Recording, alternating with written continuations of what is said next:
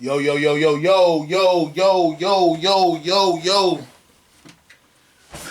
What's good with it, man? It's the homie MACK. Music, art, culture, knowledge. Each one teach one. Peace and love, peace and love. Reporting live from the Dogon.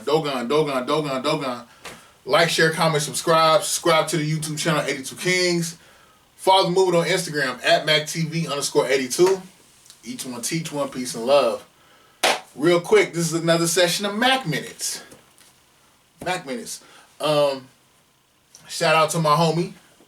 I ain't gonna say his name. I don't know if he want to be I don't know if he wants to be mentioned in public, so I'm not gonna say your name. But salute to you, big homie.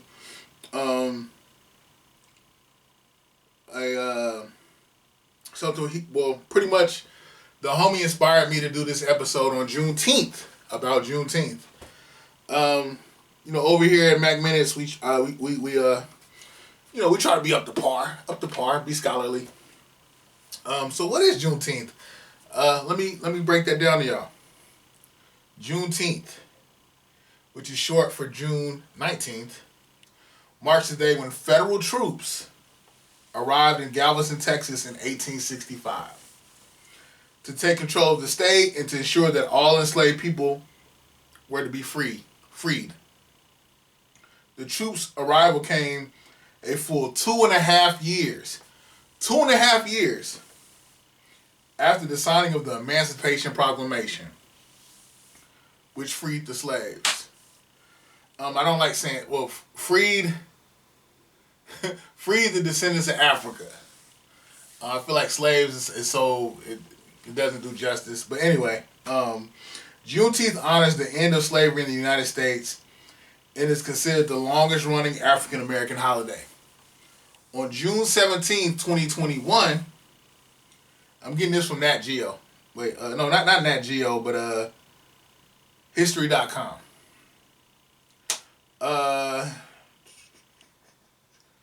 Hold up. On June 17, 2021, it officially became a federal holiday. Confederate General Robert E. Lee had surrendered at Appomattox Courthouse 2 months earlier in Virginia. But slavery had remained relatively unaffected in Texas until U.S. General Gordon Granger stood on Texas soil and read General Orders Number 3. The people of Texas are informed that, in accordance with the proclamation from the Executive of the United States, all slaves are free.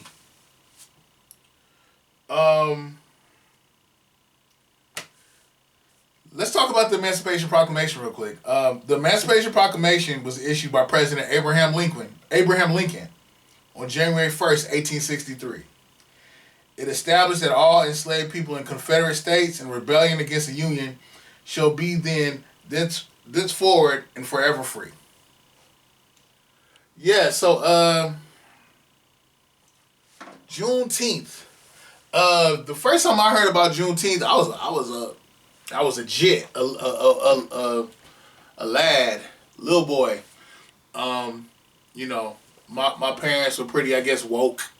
They always kept me abreast to different things that our people had been through throughout history. So yeah, Juneteenth. I guess I respect the fact that the plight of African Americans, ADOS, American descendants of slavery, is being acknowledged on the federal level. But at the end of the day, we need policy. We need reparations. We need things done to right the wrongs, to right the wrongs of the peculiar institution, which was slavery. The ADOS, slave labor, made America an economic superpower. We made Cotton King. We became a major exporter, distributor globally. At the behest of slave labor, America became a global economic superpower. A lot of institutions to this day exist from slave labor. You had, like, for example, Harvard, Georgetown, specifically Georgetown. They accepted slaves as payment for tuition. So yeah, where am I going with this? I think Juneteenth should be acknowledged. I respect the fact that it's acknowledged, but in the back of my mind, sometimes I feel like Juneteenth is just basically an acknowledgement of the treachery of America, an acknowledgement that black people were tricked. The Emancipation Proclamation was signed on January 1st, 1863. It was an executive order by Abraham Lincoln. But I know, information does not travel as fast now as it did in the 1700s, 1800s. But basically, what are we really celebrating? No disrespect to the ancestors. No disrespect to anyone. I'm just saying, let's take a step back and objectively look at this. I think that Juneteenth should be acknowledged, but I guess I'm saying, cut the check. We need reparations. I feel like us as ADOS, black people, ADOS, not even just ADOS, but just black people in general throughout the diaspora, like, we're cool with symbolism. But symbolism is not sufficient. We need laws. We need policy. We need things. We need a massive redistribution of wealth.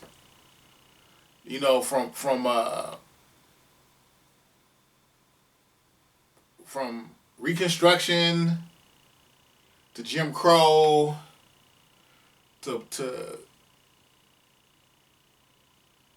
like blockbusting.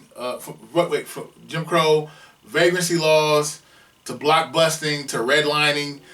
Things have been created through policy to systemically keep black people as a perpetual bottom caste. So if you want to do right by us, there needs to be policy implemented. When I think the Asians, and this is not a jab at them, they deserved to get their reparations. From the way that they were treated in California and put in internment camps, the way that they were mistreated, America repaid that debt and righted that wrong. I feel like the same thing needs to be done to ADOS. ADOS has become quite a polarizing term throughout the diaspora.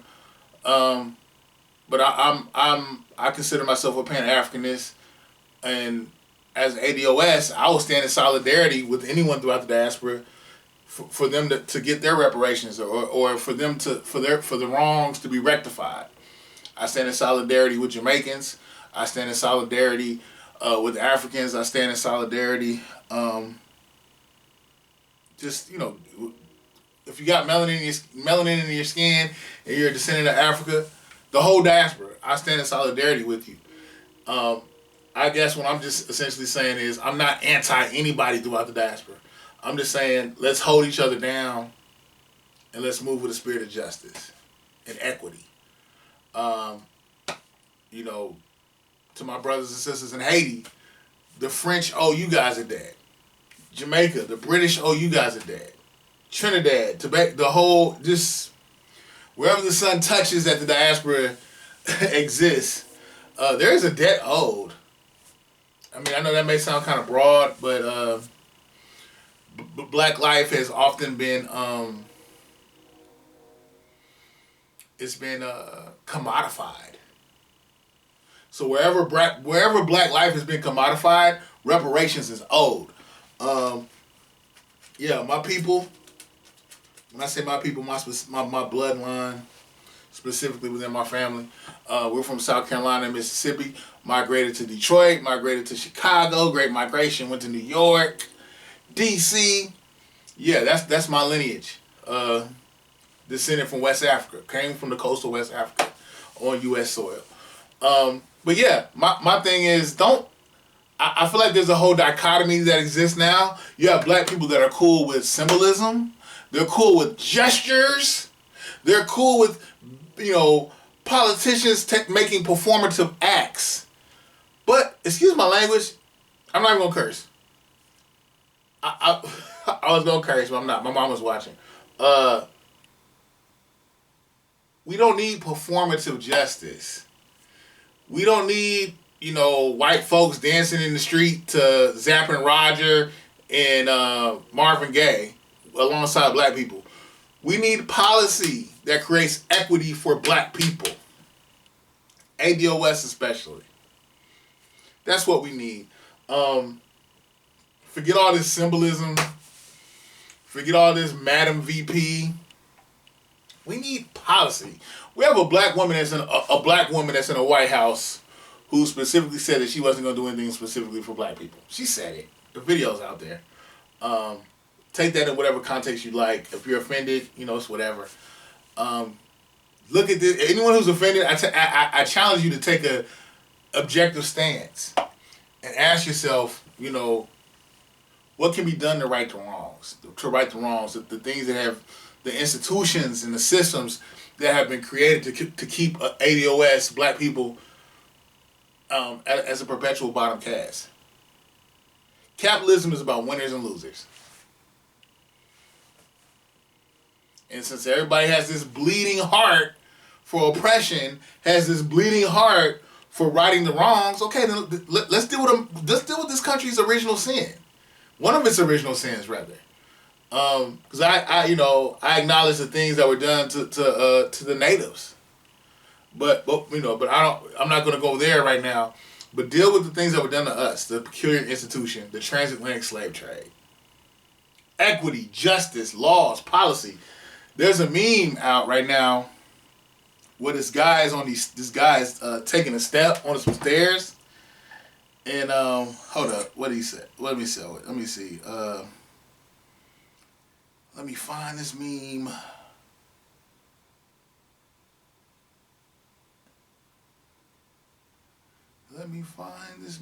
Give me 1 second. In the meme, it's like he's stepping over, talking about race in schools, voting rights, stop police violence, reparations, and steps right to making Juneteenth a national holiday. You gotta dig deeper. I feel like unless we're talking about policies and laws, everything's just a performative gesture. It's all for show. Our children can't eat symbolism. I'm done with symbolism. We need policy, laws, things that can create equity, things that can create resources for ADOS, black people. Some people some of my brothers and sisters would say throughout the ADOS movement, specifically ADOS, and this is a justice claim, specifically ADOS. But I feel like this is something that should resonate throughout the globe. Because again, black life has been commodified and has created a whole industry throughout the globe. So everybody throughout the diaspora really deserves compensation, reparations. But my tribe, specifically in America, ADOS, we are owed reparations. That debt is owed. And until we talk about reparations, until we're really talking about creating a milieu that precipitates justice, equity, we're just wasting time. But it's the homie MACK. Music, art, culture, knowledge. Celebrate Juneteenth. I'm not mad. I feel like it should be acknowledged. But it's kind of like Judge Joe Brown said, we're really are we celebrating a failure? The fact that we were duped, we were tricked. I don't know. I mean, but it's all about perception. But at the end of the day, I think Juneteenth should be acknowledged and recognized. But beyond that, we need that check. Reparations are owed. Reparations are due. It's the homie Mac, man. Each one teach one. Peace and love. Like, share, comment, subscribe. It's the homie Mac reporting live from the Dogon, signing out from the Dogon. Each one teach one.